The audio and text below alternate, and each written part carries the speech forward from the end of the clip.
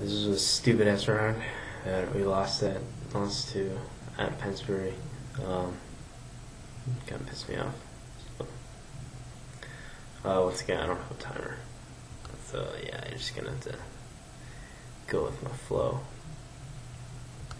Alrighty.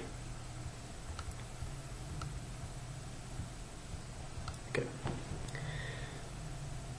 Big mistake going for the counterplan. They do not have a net benefit thesis. Their legitimacy disadvantage fails in the context for a hegemony advantage. I'm at the point in the debate where I can concede that there will be backlash and unilateral American action. However, it doesn't matter if Russia or China comes at us because we can literally beat them down with our own hegemonic power. There are arguments that we can't have multilateral action, but our Thayer Cardinal 1AC directly answers this. Our Thayer 6 Cardinal 1AC is pretty fantastic on the issue. In case you haven't noticed, our Thayer card talks about how U.S. hegemonic power through democracy promotion, how that acts as a turn capability with other countries. This means that even if the impacts that their more card talks about reign true, doesn't take into account how their claimed impact to play on the world. The United States actually has sustainable hegemony. Since they have failed to provide this kind of analysis here, it is from the horse's mouth even they win that Russia or China would attack us without signing the code of conduct. That does not matter in a world with the firm passes. That means all their supposed cases are solved at internal link level by U.S. internal capabilities, which means you probably shouldn't give them any leeway on the offense because the case debate means we don't need multilateral capabilities because we stop potential consequences of unilateral action. This answers the argument how a hedge without cooperation creates nuclear war. Judge, the reason you voted for is because you need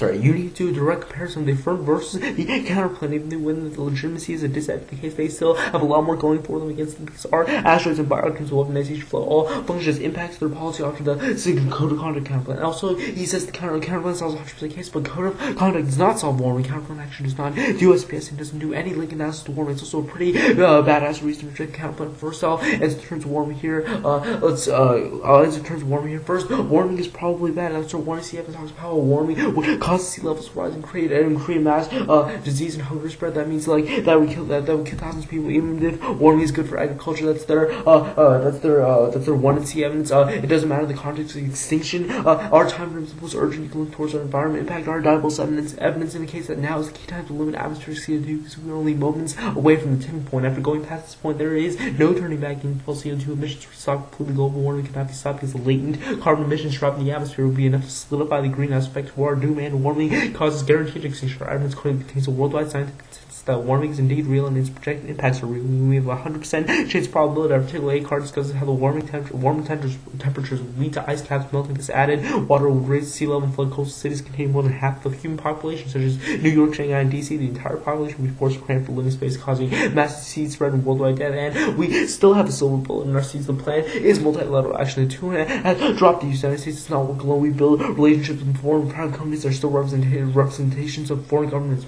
As long as we, as other countries, perceive us to work with other countries, then we don't link the legitimacy. This means there is no reason to correct the plan, which means to prefer and sign off on piece of paper in front of you. Also, they have not contested our meeting 10 card, which speaks to the reason why we are multilateral action. Meeting 10 card because pretty specifically how the U.S. will build international relations with countries like Russia and China before enacting the SPS plan, which means we don't link the legitimacy. That takes away the link to the net benefit, which means there is no net benefit to the counterplan. It means there's no reason for the negative advocacy or the advocacy. Warming functions as a disad to the counterplan, outweighs legitimacy.